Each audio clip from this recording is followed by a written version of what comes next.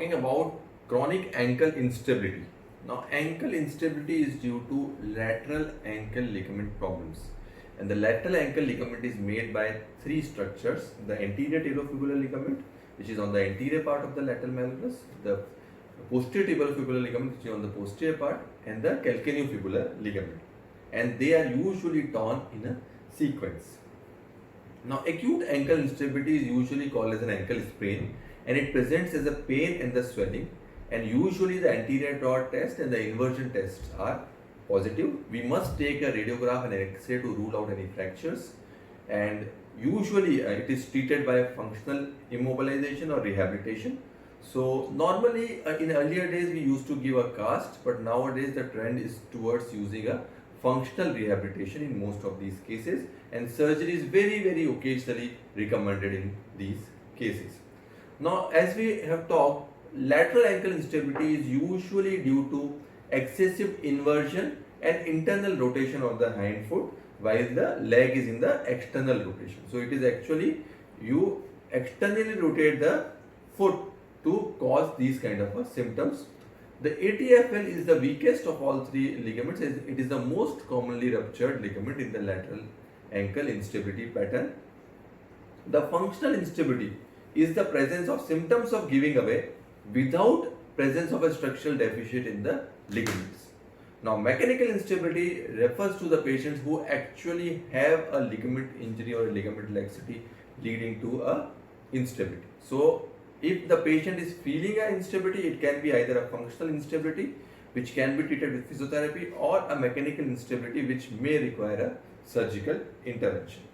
Now, clinical examination, we usually do three major tests. One is the anterolateral synovial impingement test, then we do the anterior draw test, then we do the inversion test, and occasionally we do a stress radiograph. Now, anterolateral synovial impingement test was described by Mendel et al., and it usually is due to the synovial hypertrophy on the anterolateral aspect of the ankle joint. Now, this is how we do the anterolateral synovial impingement test, and this is usually positive because the patient will complain of pain and discomfort in that particular anterolateral area of the synovium because of the synovial impingement. Now, talar tilt test is the second most common test that we do, and this is the way we do a talar tilt test, and it is done in two ways. This is a plantar flexion ATFL test, in which we do it in plantar flexion, and it is done at the right angle to the ligament itself. So, if it is positive in a plantar flexion, it means that ATFL is torn. The second test is talar tilt test in dorsiflexion. So, if this test is positive, then it is suggestive of both ATFL as well as CFL, that is calcaneofibular ligament tears.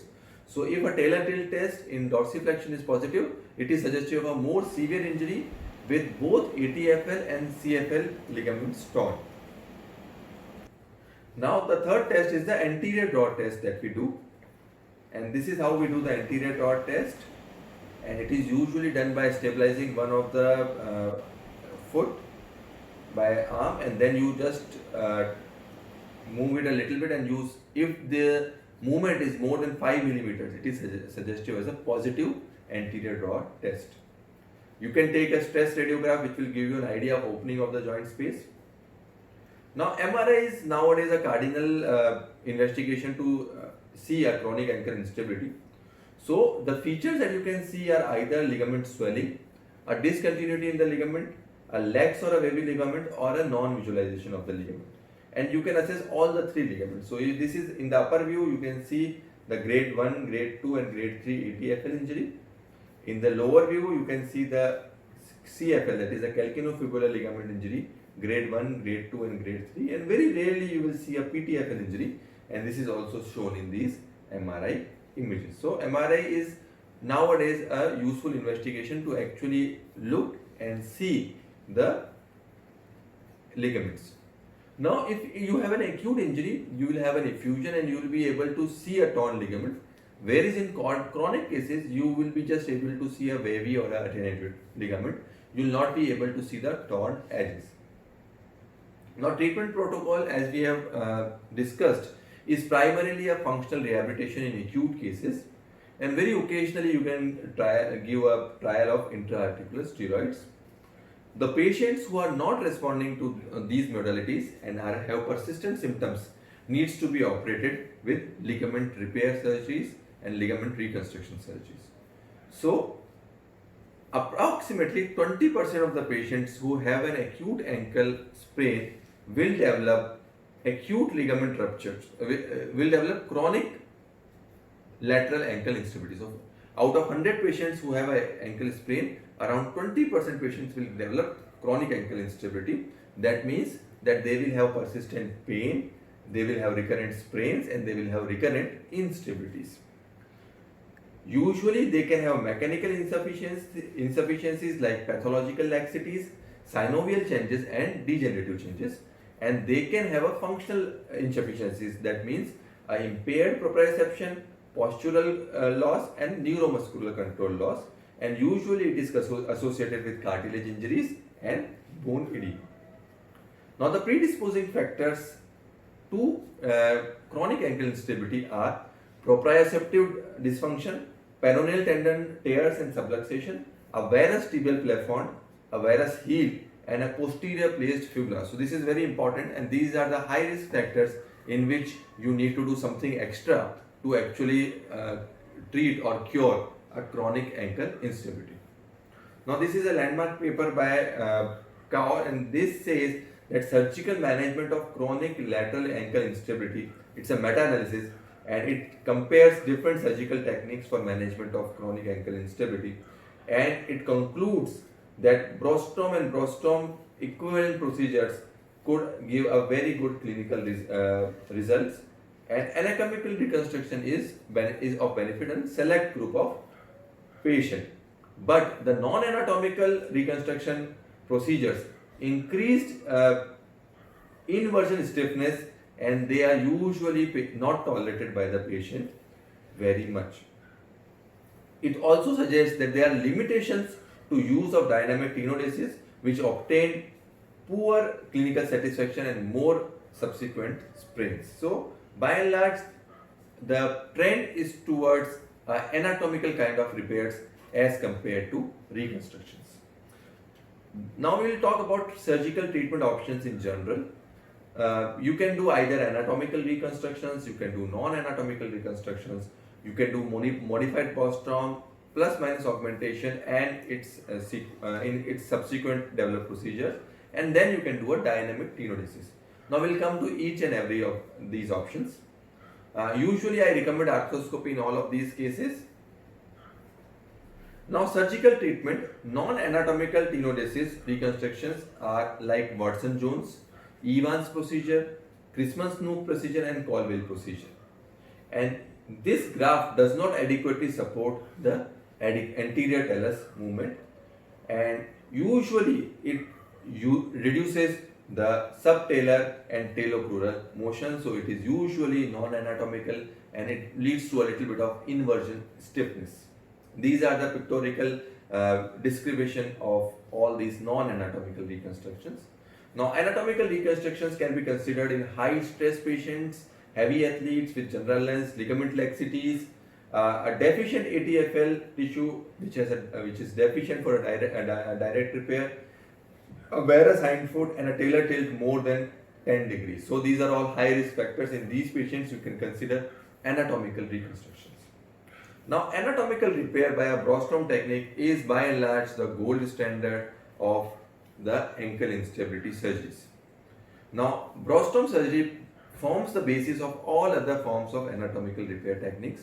It was described in 60s by Dr. Brostrom, and it involved a mid-substance imbrication and suture of the ruptured ligament ends of ATFL and CFL. Now Gold did a modification and he augmented the repair with a extensor retinaculum. Carlson did a subsequent modification and he detached the ATFL and CFL as a periosteal sheath and advanced it with a shortening. So it is a drill hole kind of a repair in which whole of the ATFL and CFL complex is advanced on the lateral part of the fibula, and I usually personally prefer a Carlson modification of the brostrom repair in my surgeries. Now, brostrom repairs gives a good to excellent functional results in more than 90% of the patients in short, medium and long-term follow-up. So, by and large, it is considered to be the best philosophy or best principle of correcting a chronic ankle instability. Now we'll come to brostrom repair. It is anatomical shortening and reinsertion of ATFL and CFL. You can make either a J-shaped curvilinear incision or you can use a straight incision. I personally use a straight incision because it is extensile, and you can also address the peroneal tendon pathologies and other pathology. It is also easy to imbricate the extensor retinaculum. The sutures are passed through the proximal edges of the ATFL and CFL. You can make drill holes in the distal fibula or you can use anchors. The posterior edge of the extensor retinaculum can then be approximated to the anterior edge of the fibula, and in the Gould's modification you reinforce the inferior extensor retinaculum and the distal fibular periosteum. So this is the brostrom and the brostrom Gould procedure, which you can see. Brostrom includes the ATFL and CFL complex, and brostrom Gould will use a extensor retinaculum as well. Now, Gould's modification, as we have discussed, is reinforcing the inferior extensor retinaculum and distal fibular periosteum. The modified procedure is using a peroneus brevis, and what you can do is you can preserve the superior peroneal retinaculum. You can use the anterior third of the peroneus brevis tendon, which is isolated distally and cut proximally, and you can make a drill hole in the distal fibula in which you can pass the peroneus brevis through the fibula over your repair. So a portion of the peroneus brevis is passed through the hole, and it acts like a tenodesis over your brostrom repair. Now, how do you do an open modified brostrom? You usually do it in either supine position with a hip bump to internal rotate the leg, or you can do it in a lateral position with a hanging leg kind of a position. You put your incision over the distal fibula parallel and 3 cm proximal to the distal edge. You protect the branch of the superficial peroneal nerve and sural nerve with the retractors. And now sharp dissection is carried down to the inferior extensor retinaculum and the lateral ligament complex. The peroneus brevis and longus tendons are then identified. Then you can actually identify and treat the peroneal tendon pathologies, that is the tenosynovitis. Now, modified brostrom procedure is, as I told you, has a success rate of more than 90%. Occasionally, you can have residual instability. Cripps et al. Compared the so-called anatomical and non-anatomical techniques like Hemikestag, Waston Jones and Evans, and he reported significantly better results in anatomical repair techniques as compared to non-anatomical techniques. Now, brostrom repair is a very good and a very successful surgery, but is it a strong repair? There are some studies which show that there is a chronic attritional wear of the repaired ATFL. The ultimate load to failure of the brostrom repair is around half of the native ATFL, and it does not restore the strength of native ATFL even if you use a suture anchor repair.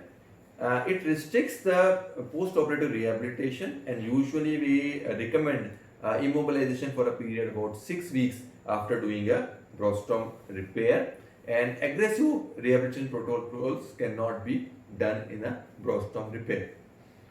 Now coming to improvements, how can we improvise or improve our results with the brostrom? Now there comes the role of internal bracing. Now why we do an internal bracing? The internal bracing will increase the load to failure. By internal bracing, you can do a shorter rehabilitation. You can reduce the re-tear rate. It acts as a seatbelt phenomenon, and it prevents the re-ruptures, and it allows the natural tissue to progressively strengthen over a period of time. And now with this internal bracing, you can allow a post-operatively accelerated rehab. So with this internal brace, you can do a accelerated rehab. So what is accelerated rehab? After the first dressing, that is the 7th day, you can mobilize the patient full weight bearing with a range of motion in a boot, and after 4 weeks you can remove the boot and give a lace up brace and a regular shoe.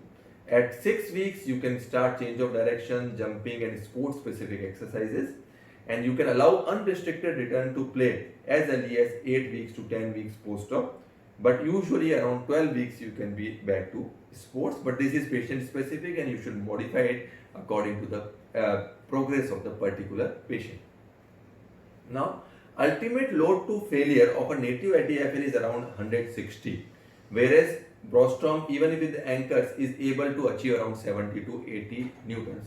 But if you add an internal bracing, it can actually increase the ultimate load to failure to around 240 to 250 newtons. So it significantly increases the ultimate load to failure.